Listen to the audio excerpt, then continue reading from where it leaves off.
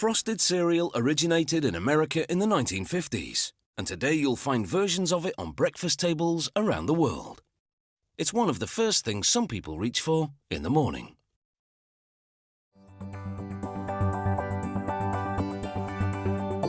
This particular blend of frosted cereal is a combination of wheat flakes, corn flakes and granola clusters. Half the flakes are frosted and half aren't. And there's honey, rolled oats and rice in the granola.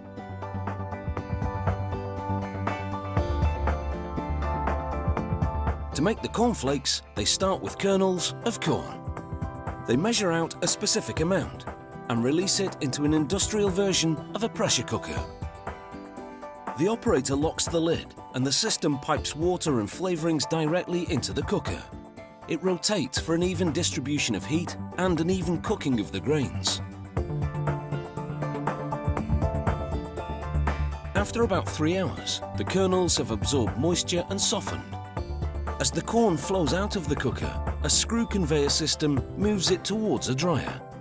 They cook a measured amount of whole wheat kernels in water and flavourings. They only need an hour in the rotating pressure cooker. Like the corn, the whole wheat absorbs a significant amount of water during cooking. The kernels are about 30% moisture when they exit the cooker.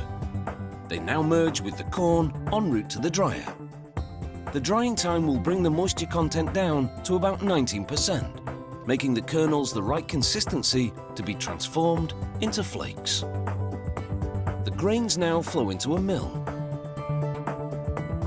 The mill has 2 big heavy rollers, similar to the kind used to level tarmac. The kernels fall between these rollers, and they exert tons of pressure to flatten each individual kernel into a flake. In the process, the wheat flakes turn whiter and the corn turn more yellow. At this point, the flakes are still quite soft and not at all tasty. A trip through a long toaster oven will give it that crisp cereal consistency. It's a high temperature toasting and reduces the moisture content from 19% to just 3%. Here you can see the flakes before toasting and after. The toasting not only makes the corn and wheat flakes crispy, it also enhances the colour and flavour. A ride on a conveyor cools them down. Along the way, they split into 2 different streams. One stream of the mixed flakes travels towards the sugar coating station. The other heads into a flavouring drum. The drum revolves to gently toss the cereal as a sprayer applies a granola kind of flavouring. The other stream of wheat and cornflakes enters the sugar coating drum. A sprayer disperses a sugar and water mixture as the drum tosses the flakes. Then they travel through a dryer, and this cures the frosting to the flakes. The frosted and the flavoured flakes now flow onto the same conveyor. It bounces the flakes around to blend them together.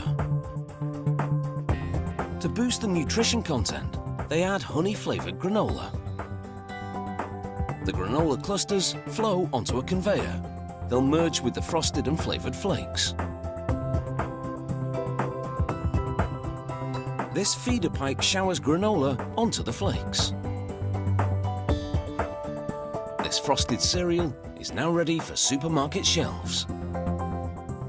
Machinery dispenses specific amounts into a plastic sleeve, which is heat-sealed, then severed at both ends. Mechanical arms then pick up boxes, open them and place them on a conveyor. Push rods guide the bags of cereal into the boxes. The best before date and other information have been printed on the outside. Nozzles apply glue to the ends, and the box is brushed by a side barrier that closes them. Producing and packaging this frosted cereal blend has taken about 5 hours. Now people can wake up to their first meal of the day knowing how it's made. Waffles started out in the Middle Ages as a flat wafer made not from wheat flour but from oats or barley.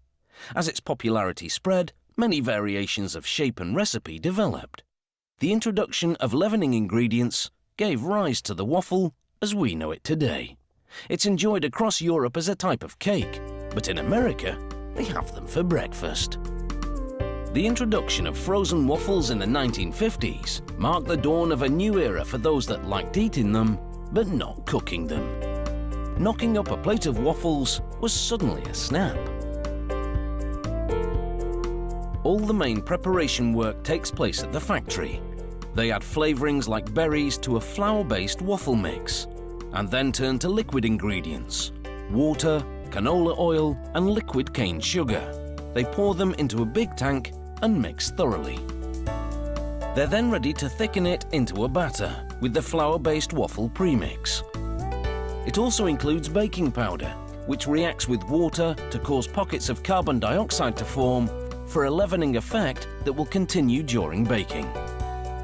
After adding more berries, this batter is complete, and there's enough in this one tank to produce 3,600 waffles. Hot waffle irons are sprayed with a mist of non-stick coating. Down the line, an automated pump deposits measured amounts of batter onto each grid plate. The top grid plates encase the batter. This production line is computerized, which ensures the plates are filled quickly and without any spills.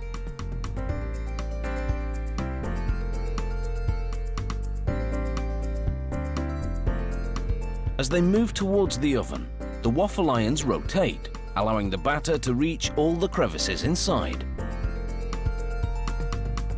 They now move through a long gas oven. It takes about 2 minutes for them to cook. They emerge from the oven piping hot, where a machine called a picking drum removes them from the irons. As the picking drum revolves, needles grab the waffles and pull them off the hot grid plates.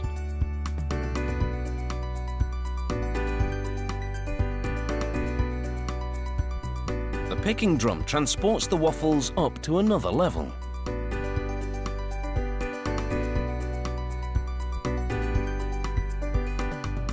The needles retract, transferring them to a series of conveyors.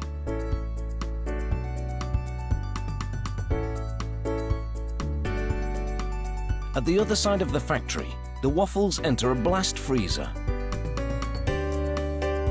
The temperature inside is -7 degrees Celsius. Fans blow frigid air onto the waffles as they spiral through the freezer. It takes just 20 minutes to freeze and preserve these freshly baked waffles. The frozen waffles now merge into lanes to be sorted for stacking. A trapdoor system releases them, 3 at a time, to grippers that move them onto a conveyor.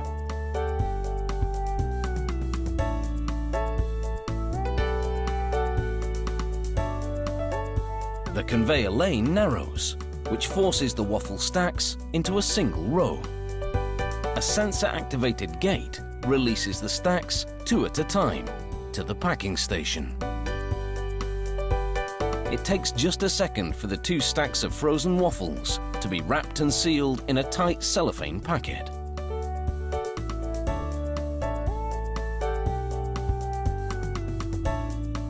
Then it's into a metal detector. To demonstrate how it works, a coin was placed on one of the packages. The system senses it immediately, and a blower blasts the package off the conveyor. Suctioning fingers now pick up the outer box and open it as they place it on the conveyor. A ram shoves the waffles into the box.